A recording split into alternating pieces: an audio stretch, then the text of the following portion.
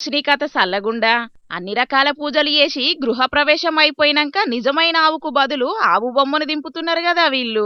మారుతున్న కాలానికి తగ్గట్టు వీళ్ళు భలే ఆలోచన చేసిండ్రు పోన్రి. ఇదివరకు అన్ని పల్లెల్లా ఇంటింటికి ఆవులు బల్రు కోళ్లు ఉండేది. కాని కాలం మారింది. జనాలకు గంతోపిక ఎక్కడుంటుంది?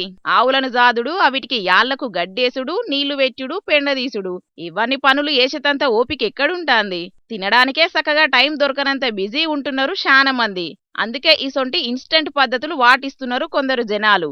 ఆచారం ప్రకారం గోమాతను కొత్తింట్ల దింపాలే, కాని అసలైన ఆవులు లేకపోవుట్లా వీళ్ళిట్లా చేసిండ్రు. ఇక అయ్యవాళ్ళు కూడా గిదేదో మంచిగానే ఉందనుకొని సరే కానీ తీయండ్రి అన్నట్టు మమా అనిపించిండ్రు.